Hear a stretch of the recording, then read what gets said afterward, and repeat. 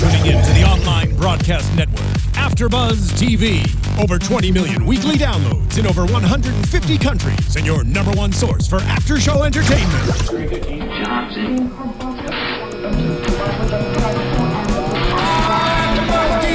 AFTERBUZZ TV, the destination for TV superfans, producing after-shows for over 300 of your favorite TV shows, interviewing celebrities and showrunners, and bringing you behind-the-scenes exclusives. All thanks to E! Entertainment's Maria Menounos, producer Keven Undergaro, and internet leader Akamai.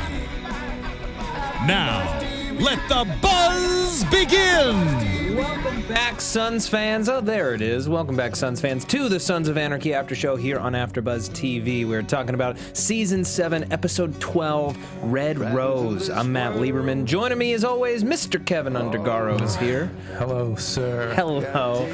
Stephen Lemieux, unfortunately, under the weather this week, and it's his loss because he missed out on one of the most important and significant episodes in this history. The deaths were plentiful and meaningful. Some of them may be a little bit contestable. We can talk about it. There's a lot to discuss. Only one episode left, Kevin. I know. I mean, we watched it together. We're both kind of just sort of shell-shocked. Like, man, there's still so much that we got to take care of before this show rides off into the sunset. And we only have, what, 90 minutes next week to do it? They didn't say it was a 2-hour finale. Oof. I know, yeah. I'm exhausted.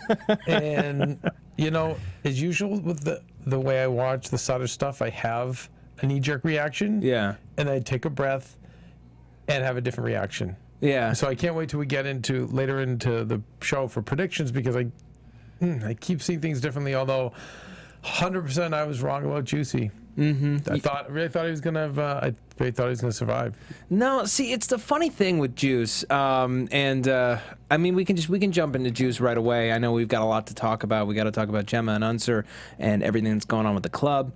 But the thing with Juice that I feel like I've noticed, like ever since the stuff went down between him and Clay, ever since the end of season 5, I feel like he hasn't had a ton to do. I know that he's been involved in a lot of things, a lot of plotty things, but character-wise, you know, he was sort of lost last season. We explored that. This year, there hasn't been a lot to do. It's been sort of a ticking clock until he died. You made a great point in the commercial break. You said he's just kind of been like a plot point. Yeah. Right? Moving plot points along. It's just he is a character who is in a position to accomplish certain things plot-wise. He knows things that need to be said, but as a character, there's nowhere else for him to go. He's in such a dark place, and since he's not trying to really escape, he was just kind of sitting around waiting for the club. The club finds him. They send him to jail. He's more than happy to do it because it means he'll get to be with the club.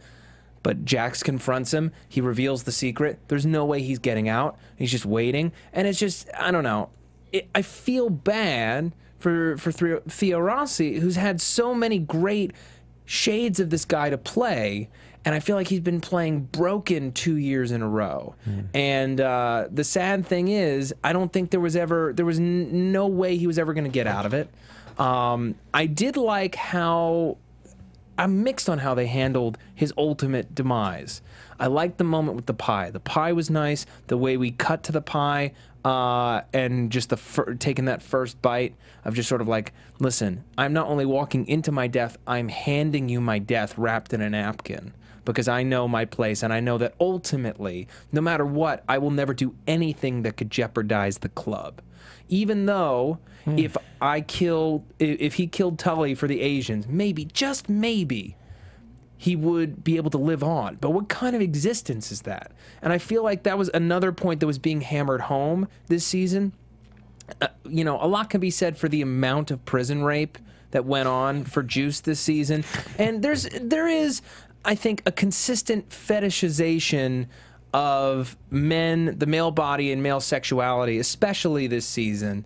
You see it a lot with how Charlie Hunnam's sex scenes are framed. There was a lot of naked Juice this season. You know, whether or not you're talking about symbolism and how stripped of everything that he is, the man's been through hell, and maybe he could have lived on, but it would have been a half-life, just being beaten and abused by men in prison until he someday maybe offed himself. Right. So ultimately, he did go out in kind of a heroic way, in a very, very small way. And I feel like in terms of the legacy of the show, it feels right for his character. Because ultimately, whatever he has done, the club has always been more important to him than he is. I mean, he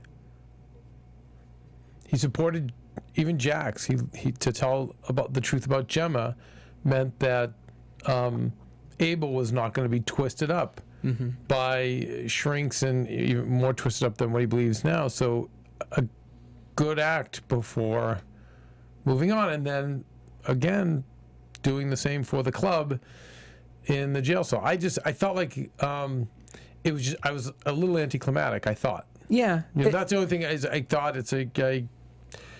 He's gonna die. He's gonna die. It's like so he dies. So but he dies. I thought it was a little anticlimactic. I thought. Anyway, but I love the character of Juice, Yeah. but I agree with what you're saying because it's been one note for him for 2 seasons. But I understand what you're saying, and I feel like a lot of people probably feel the way that you do, that it felt a little anticlimactic, if only because none of the other characters around him, we don't care about them. If Juice is going to die, everyone else who we've cared about in this season, they've either died by the hand of someone we know, or it was a huge loss in front of other club members. The fact is, he had already been written off by the club. No one wanted him to live. There was no one rooting for Juice to live, I think, outside of the fans.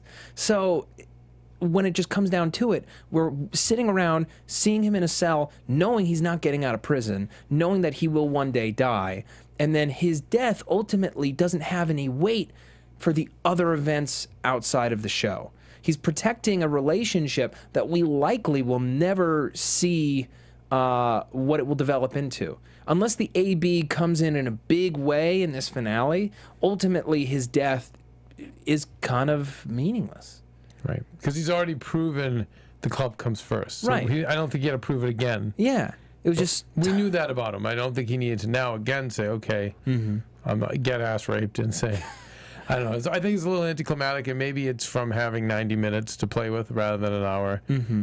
I think if this were an hour episode and these last few weeks are an hour, maybe that wouldn't have happened. But we love Juicy. You're right. There was nowhere else for him to go. Yeah. But just to die. And yeah, that's it. Just another one. And as I watch it, I'm thinking back to Piney. Yeah. You know, and Bobby and Opie and just all the bodies over. Doesn't it seem like so long ago? Not Bobby, but some of the other guys. It's just Half sack? half who? Yeah, exactly. I mean, you know, crazy, right? But, like, think about the journey that character has taken. Think about who he was, the fun-loving guy. He was the funniest one at the very top of the show. Yeah. I feel like he had the most life to him. He was excited. And I have to give Kurt Sutter credit for giving Theo Rossi this incredible arc to play. Yeah. It's a shame that it ultimately kind of fizzled in this last season because in terms of plot and how much they had to accomplish, someone had to get the short shrift. And I feel like it was hard to come up with a new way to view Juice, especially after he had kind of gone off the deep end last year. Right. You know, he's forever changed. But I do have to give him credit because he really does have one of the best arcs on the show. You know, Tig doesn't get to go through all that. I mean, he had the death of his daughter, but he's still largely Tig. He's still taking his relationship with his, you know. Everything that Chibs has gotten to do and be the VP and have to deal with the Irish and all that, that's still nothing like the change that has undergone Juice's character over the course of the series. And I feel like we have to take a moment and appreciate how far he came.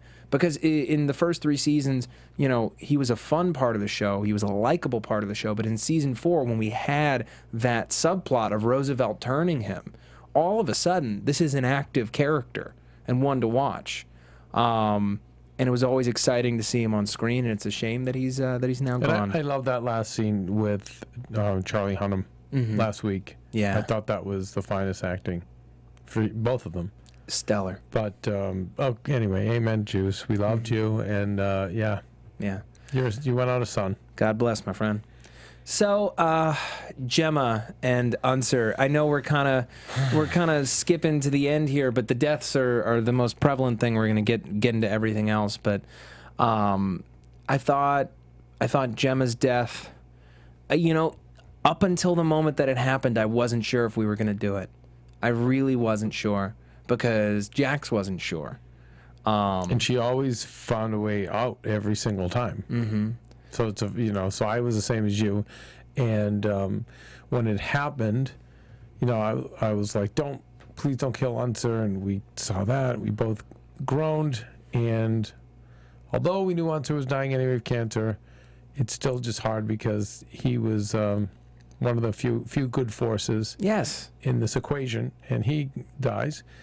And I found it interesting that Gemma and Jax just had this discussion while his body was there. There was nobody cared. Yeah. And okay, we can argue that there were bigger fish in both of their minds to fry, but just kind of interesting that his body was just there and that was it. It drove me a little nuts to see that because it's such a shame. This is a person who was so important to both of them, and I know, and maybe it's just because they are both on a death march. Yeah. Both on the death march. Yeah.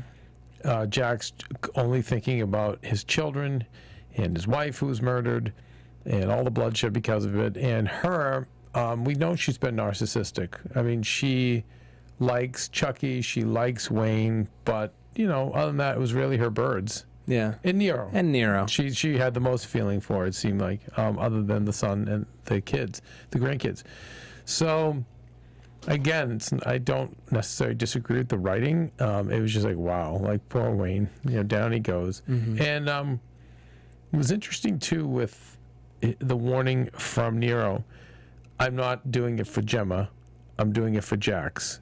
Go get up there and save Jax. And I think that was interesting. It was like save Jax from killing his mom. Yeah, because he knew what that would mean. Absolutely. And I think that the one thing that Nero and Unser could not have foreseen is that Jax knows he's a dead man walking. He knows he's going to meet Mr. Mayhem.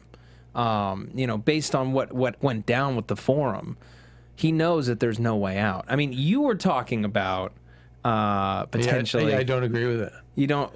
No, I don't agree. And again, when I watch Sutter's writing, mm-hmm. he makes me go one way, and then I breathe and go, oh, no, I get it.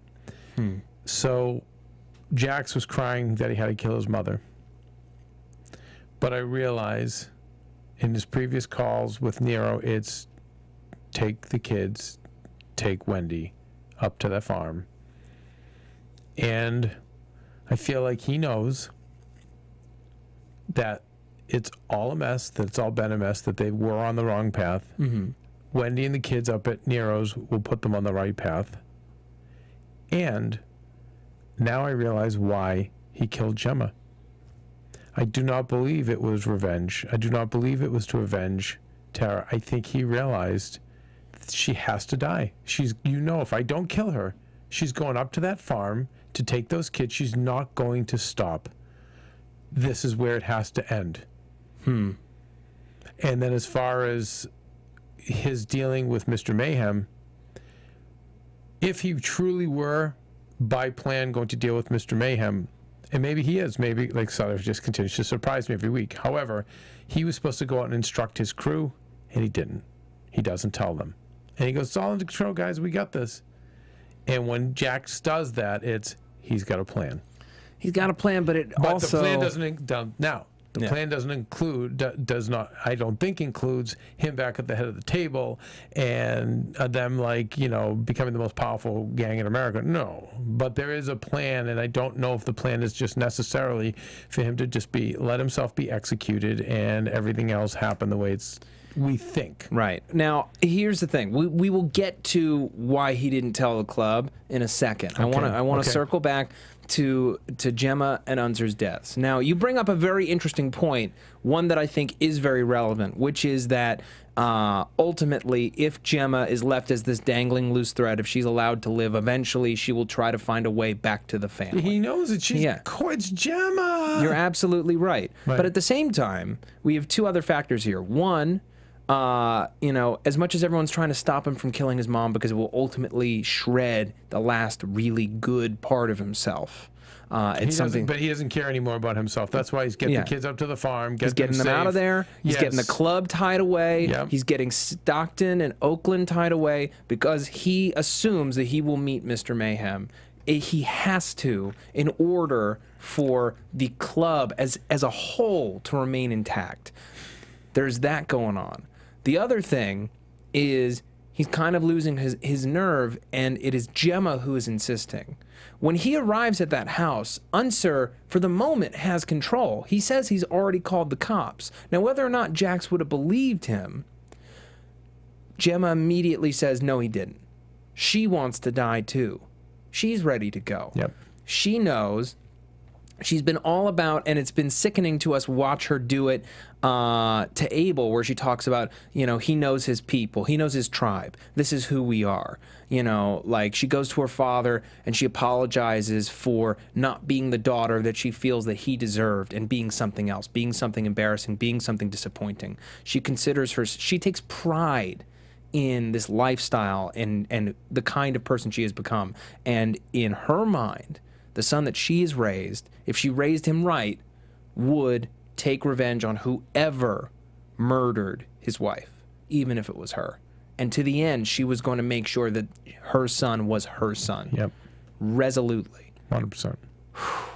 And I think that's what made it even harder on him, was doing what she said and being part of her world.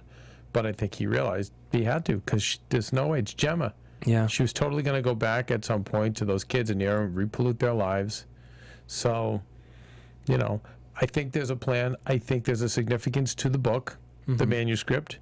And interestingly enough, both with your birth certificates, you and your brothers. Yeah. And I think that could be a plot device that pays off next week.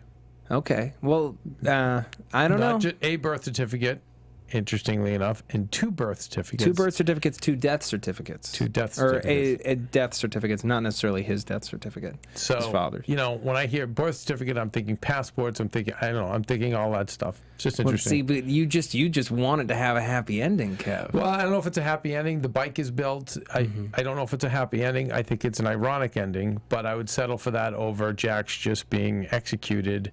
I don't want to see that ending, you know. But it may happen, but he may escape and just go rogue. You know, what is it that when they go nomad? Go nomad. I mean, you know, it just might be something like that. Definitely interesting. Disappearing, becoming another person. I don't know. I don't know. I mean, I wouldn't be surprised. I thought for sure Juicy was going to make it, only because it was just so obvious he wasn't. So it, you know, maybe they'll go for the obvious and have, you know, Jax die. Yeah. Well, but I think it has to be for some greater good. I still believe that. Well, that's what I'm saying is the only reason why you offer Jax up as the sacrificial lamb is A, to pay for his sins, which he admits to in this episode. Big move for Jax. Right. Very much accepting of his fate, knowing what would happen if he told the Forum that he had lied about Jury's death, which was in fact out-and-out murder. By doing that, he knows exactly what's going to happen to him. You only sacrifice him because it is the only way to make sure that the club can be what it was supposed to be. He is handing over JT's manuscript to the Forum, to me. He's handing over the manuscript to the Forum. To say, let's get this back on track. Yes, let's get this back on track. You need to kill me because a president killing a president cannot stand. If we are ever going to de-escalate the violence in this club, this is the first step, is I cannot be in it. And they passed something, and both you and I were like, race. Race, 100%. Yeah, unwritten bylaw that has been in effect since the beginning. Let's get rid of it. If I turn myself in, will you do that? And I don't think that he would stand in the way of that being repealed, especially considering... Okay, so why didn't he tell his fellow bikers? The reason why he didn't tell the club... is because they'll fight back. They will fight him tooth and nail on it, and he still needs them to accomplish a whole hell of a lot. So it is better to not tell them until right before the vote. right before when he needs them to do it, after they've accomplished everything, after they've dropped all these bodies, so that they are not working on a countermeasure to save him. Ugh.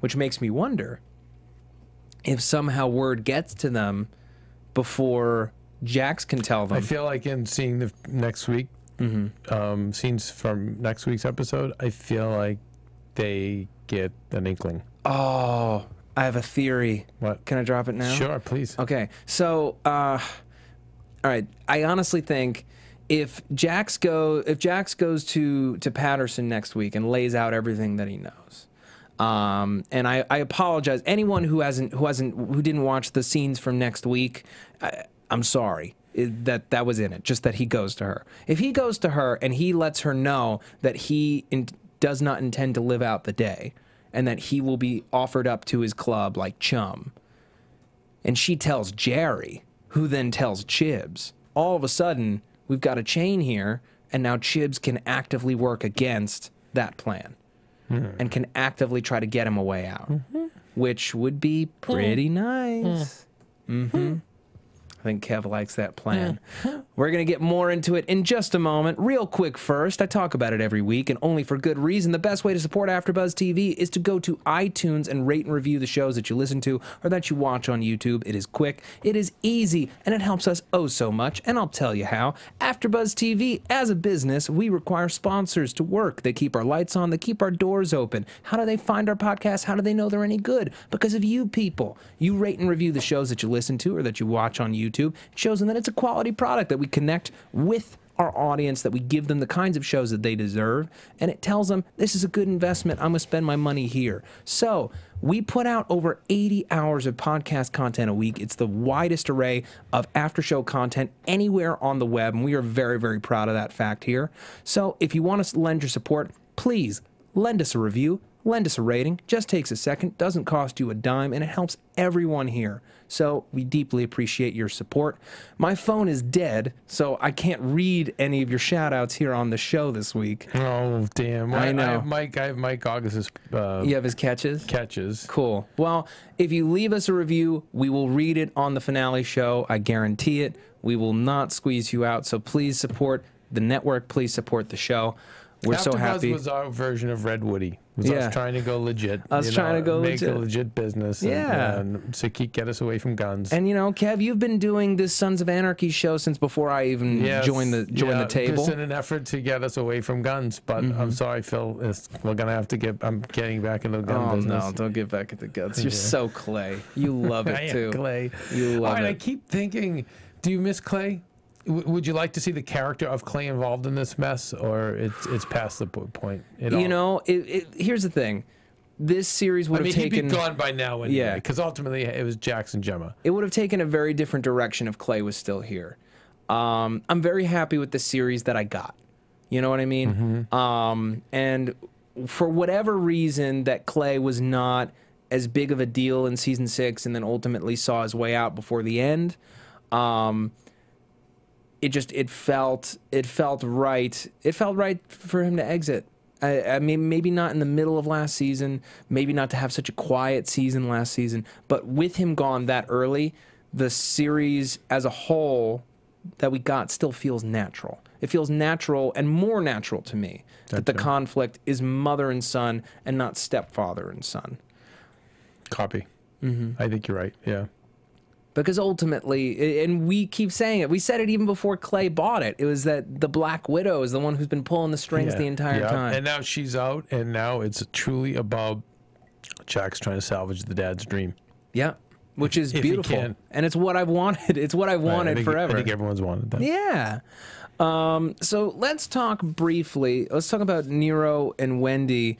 We open and close this episode with the empty Gemma's house, signaling sort of just her absence and the fact she's not going to be around anymore. Clay, that was it. That was the little Jax's room. Just brutal. Yep. And we both knew once Unser threw the key, put the key on the counter. He was done. Done. It was just like it was like not even a minute into the episode. I'm like, oh man, Unser bites it. There's no way. He is alone in this house, and he looks so small and so frail. And I'm just like, oh, no. No, no, no, no, no. It drives me nuts that he's dead. I feel that's the one death this season that I felt like could have been avoided. Such a great actor too. I was giving him a little shout out and making it later in his career on some of HBO shows. And what a testament to character actors, as you were saying. It's really hard for them to find that role. Yeah. And another testament to why you have to hang in the game if you have talent, and it's your heart and your dream. And just he was really a great actor. I'm sure we'll see so much more of him. When Jax delivers the news, he underplays it so beautifully, of just sort of like all the lights turn on, everything that makes sense because of it. He doesn't want to believe it, but at the same time, as soon as he hears it, he knows it makes sense. Yep. And he contains himself until he's alone, and then he loses it in the car, and it's devastating. It's excellent work from everyone on the show. Nero sitting down on their bed, knowing that she's probably gone. Yep. Knowing that she's probably gone. How he reacts when Wendy tells him that Jax knows where Gemma is, and he knows that she's a goner. And he says, "There's lots to fix." That I loved that line when she's like, "What, are you getting more tools from TM?" He's like, "Yep, lots to fix because you screwed it up. Yep. How could you do that? You didn't know what you were doing, but you did." I love the relationship between Nero and Wendy. There's a beautiful contentiousness to it. And earlier in the season, I think we pointed out, we were like, they're taking time to develop this relationship, even though it doesn't seem essential. And it's like, this is going to play in later. And even if it's never something romantic, I feel like the two of them would make fantastic co-parents. And would ultimately lead a very fulfilling life together raising these kids. And we're being led to believe that, but again, it just seems so obvious. Let's just hope that Cain and Abel don't pay the price for this. They don't pay the price, that they do get up to that farm. I hope so. I mean, we have that last shot of the mother doll and the two little blonde boys on the floor. Yeah, next to Unser's body, right? Yeah, horrible. Awful. Oh, and Jax's shoes, the clean white shoes that have always been a staple, the white sneakers that signify his innocence, his integrity, his morality, and they have finally been stained. This is the one time, after all of the times that they have committed murder on this show, this might be the only time we've ever seen blood on the sneakers. At the very least, it's the only time it's ever been seriously highlighted. They're considered serial killers. Yeah. They have killed so many people. Oh my goodness. Yeah, how many people has Jax killed on this show? Probably a few dozen. And none of us even care because of the writing. It's just so fun. The show is like... which is why it's so great that you take us to task in season 6 with the school shooting plotline to be like, don't have too much fun, a-holes. This is still horrible. Yeah, still people being killed. Yeah. Oh man, when and I know I keep going back to Gemma, but when she talks about the report that she did on the importance of the Second Amendment, she got a B+. Got a B+. That's so funny. That's good writing. But yeah, Wendy. Second Amendment is guns, right? Mm-hmm. Okay. Yeah, is right to bear arms. And she got a B+ for defending the right to bear arms because that's who she is. Yeah. Wendy goes to comfort Jax at the end of this episode, and I love how their relationship has dovetailed from where it was at the beginning of the series. They're back in the house that they lived in together long before Tara ever came into the picture, when she was still using, when she was pregnant with Abel, and now looking back on it and standing in the kitchen where she OD'd and where Tara was murdered and packing a lunch for her son, and ultimately, consummating this relationship with Jax again at the end of this episode after years of hate and spite and like that time that he shot her up. Yep. And that they can still find the way back to each other is very, very poetic to me, and it speaks volumes to how much her character has grown and how deeply lost Jax is. He's grown a lot, but from the kid that he was when he was with her, but at the same time, He's just, his soul is so heavy. Yep. Did you ever see these two getting? They're not like back together, but did you ever see them bridging the gap? No, I mean not earlier episodes, but the last few weeks it seemed like it. Not months ago. I mean, or seasons ago. But Tara had to be out of the picture. yes, and I know we just want her and Nero to go away up to the farm, but Just go be safe, please. I don't know. I feel like someone else has to pay. I think more people have to pay. They will, though. They will. Just not those people. I know, but That's the thing, man. Watching these last couple episodes, it's like, oh God, what is he gonna do? What is he gonna do to these people? yeah. Because there's no telling. All the plot stuff insofar has made a lot of sense. I mean, there's like lots of little hiccups, like now we gotta go kill the Chinese for them if they're gonna do this, and that's always been like the interlocking series of criminal favors that has been the average Sons of Anarchy episode. But we still don't know exactly how it's all gonna fall out, because there can still be surprises. And speaking of favors, right? The Irish. The Irish. No, they need something done. Now they need something done. It's always something. Connor, it turns out, is just as corrupt as Jimmy O and all the rest. He's been selling guns to the people that Marks was going to sell them to and pocketing all the money. Like a big old jerk. You don't do that. That's why you get capped. Right. As he did. He did. It was great to see Rourke back this week. And it's actually, I was really, really relieved that we brought the Irish back one last time before the end of the series, because it was just sort of like, it was interesting. We'd spent all this time dealing with that relationship last year, and then what, they're just not going to show up at all for this last run. So I thought it was very important that we, hammer home that this relationship will be safe if. This relationship will be secure if, because it was one that for a long time was very much in flux and was very dangerous. So, what do they have to do now to keep the Irish in play? They have to get Connor to come. They need to kill Connor. Right. They need to kill Connor. They need the Niners to do it. The Niners need them to kill Asians, and it's all. But we all lived in the house that Jack built. Marks will be dropping off money. So there's a big bag of money. Tyler will be dropping off. Right. Yeah. So there's a big bag of money that someone could get. It's true. There's money in play. And then we've also got Alvarez and Oso getting the gun trade. We have this great scene where they divvy up all of the criminal enterprises across Stockton and Oakland. Now, obviously, Tyler's not thrilled with the fact that Alvarez, with his expanded manpower, is going to have access to all these weapons. It's an uneasy truce, to be sure. He brings up the very important point. It's like, you're setting all this stuff up, but like once you unplugged, you have no power, man. Right. You have no way to protect us. So getting rid of these Asians is the only way that we even have a shot at staying alive.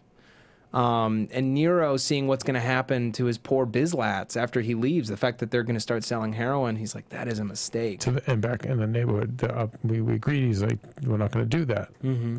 But it's his mistake to make. It's not Nero's. Right. Yeah. But the poison continues to be spread. That's the thing, man. Even if the club gets out of guns, we have not stopped crime. Crime still exists. No. It's just going, the money's flowing into different pockets. It's a real shame. And people that we generally and genuinely like on this show are going to ruin people's lives long after the series is over. It sucks. Yes. Unless, of course, this scene with Patterson leads to Jack's trying to... She's back. Right, after being gone all season, essentially. Is he going to try to wrap everybody up in one big criminal conspiracy? I don't think he could do that without sacrificing the club. And we haven't found the snitch. And we still haven't found the snitch. I mean, unless we just at face value take it as Borowski. Borowski's still in the wind. I still believe that it's not Borowski. And I agree. I don't either. We need one last big twist for this finale, and I feel like it's got to come in the form... It's interesting Roosevelt's back because she doesn't fool. So if our girl is the one that is the rat, is she the rat for the greater good, or is she on the payroll? I don't know. And by the way, it's great to have Roosevelt there. Yes. Because she is you know. Patterson. Patterson, excuse me. Yeah. Roosevelt's dead. Sorry. Patterson. It's great to have Patterson there. Mm-hmm. Absolutely. All right, I want to talk about the Forum and Packer, played by Robert Patrick. Yep. You know, we talked briefly about how Jax came clean with what he did. The sadness in Packer's face when he realizes what has to go down. Great, very beautifully quiet acting. Yeah, and as soon as Jax admitted, he goes, shit. Mm-hmm. You know, he was like just saying, just lie. Just lie. Just lie. We were prepared to, you know, sanction you. It was going to be a dead vote. You know what I mean? Like, oh, what are you going to do? He said he didn't do it. You know, it was going to be one of those things. Yeah. And just even for political reasons, you don't want it leaking out that another president killed a president. So you know what? Nope. Self-defense. That's it. But he had to go do the right thing, which that's why we love him. That's why he's elevated beyond these other gangsters. Next week's going to be hard to watch, man. It's going to be hard to watch. I hope it's 2 hours. On many levels. Or 2 or 2.5 hours. How can you cram that much into I don't know. Even into 75 minutes? I don't know. I'm going to try to... Should I go for the catches of the week? Let's do the catches and then we'll do predictions. Okay. Here we are. All right. What do we got? Nando, give us the catches drop. Are you in there still? No, we've been abandoned, yeah, I think. I'm there. I just don't know what the catch is. Do we have a catches drop? I didn't know we had one. Really? No, you guys haven't done it? Right. I've never done a catches drop. Oh, yeah, Rich did one for us. Okay. Let's see. From our superfan Mike August. Catches for Red Rose. Referencing the episode title, Tara was represented with a red rose tattoo on her back in the opening credit sequence while Maggie Sif was still on the show. Red roses are also the ultimate symbol of love. Jews ate pie before his death. Pies were served at the funeral of Hamlet's father, and the first pies were called coffins. And then... All right, you swabbies. What do you got there? Oh, it's the AfterBuzz TV Catch of the Week. There you go. Huh. Very fun, right? Isn't that neat? Let's see. Referencing the episode. Okay. I think that's all I have right now. All right. For catches. But one or two things we didn't mention. Okay. Two things we didn't mention. The homeless woman. Saw her again. Saw her again. And I was hoping, okay, if there was ever a time for significance to be spelled out for us, this was it. Because there's not going to be any time next week. You know, Brooke was around. There could have been a moment to discuss it. And I could have sworn that she was a lot older the last time we saw her. Maybe she's always been this young. I don't know what. But, well, do we know that's the last time? no, that's what I'm saying is, like, I feel like we're going to be so busy next week. If we were going to have her say anything... Is she always around the time before somebody dies, maybe? No. And I feel like she's never been seen outside of Charming before. So what was she doing out there? And it's not like she's a ghost or something, because Michael Chiklis... He saw her, too. He saw her, too. And I know Kurt Sutter's been trying to get him on the show for a long time, but he's like, he's so recognizable, you can't just plug him into a normal part. He's going to pop out. So it was fun to see him pop out in this way. It was great to see him. Yeah. What were you going to say? Well, yeah, the homeless thing, I hope it gets resolved. I hope he doesn't leave it as one of these hanging mysteries. Mm-hmm. You know, writers can do that too, and leave it for our interpretation. Is she an angel? Is she an angel of death? I don't know, but I'm hoping we find out next week. Yeah, me too. I mean, the manuscript next week, right? Mm-hmm. We'll have. I'm hoping we find out about her, and then ultimately, you know, the old bike. Yeah. Oh, Chucky's got the old bike. Chucky finished it. Mm-hmm. Now, is that symbolic of meaning it's over, it's finished, or is that the escape vehicle? Maybe. Or we still have the exact nature of JT's death to reckon with, and the fact is, Gemma didn't spill the beans before she went. Right. Ooh. Mm-hmm. Anyone who would have actually known what happened is now gone. So do you think we'd never find out? Maybe he abandons that? Either we never find out, or Chucky drops something in the... just talking about repairing the bike. It's like, yeah, this was the weird thing about the bike, and that sets off maybe something in his brain. Who knows? It's time for predictions. We're doing it anyway. Hey, we kind of are, right? Yeah, let's do it. Let's make it official. Let's patch this over. Yep. Yeah, you know, I honestly, it would be great to find out exactly how JT died. I feel like Kurt Sutter is the type of person who isn't going to be too concerned with answering absolutely everything. I feel like he's given us enough ambiguous clues that we can come to our own decision about it. You know, whether it's where the homeless woman is concerned, whether it's JT's death. You know, there are a few lingering things that maybe we won't have time to touch on as we wrap up, because we don't have that much time left, Kev. No. You think we're going to see Hal Holbrook back next week, Gemma's dad? No. I think this was our last. Around. Yeah, no, yeah, he's done. But we didn't give him a shout out. Great actor. Okay, predictions. I don't have the courage. You don't have the courage? I don't, because I don't know. I can tell you what I want. Kev, this is who we are, okay? You can't back down now. I think Jax goes out for the greater good. And his going out does mean death or escape. It's interesting, as you and I kept talking, I think the club gets in the way of his plan, which is, I'm gonna get martyred. I'm done anyway. This lifestyle killed the love of my life, messed up my kids. I'm out, but I'm gonna go out for the greater good. However, his boys, you made a great point. I do not think they're gonna accept that. Jackie, they're not going to accept that. They're gonna stand and fight for him, and I think they're gonna find out, and they're gonna mess up the plan he's doing now. Is gonna get messed up. So, you know. Yeah. One of the things that would be awful is if one of the worst ways to pay is for him to live and them to die. I was thinking about that. That's worse for him. Yeah. I think. I was thinking about that. I like everything you're saying. I'm going to throw something on top of it. In trying to get in the way of Jax's plan and to save his life, whatever deal he's got going on with Patterson that is going to wrap up some of these other galoots, some of the other criminals, if that comes to pass, the Sons inadvertently, or because Jerry is the rat, wrap themselves up in it, and they all wind up going to prison.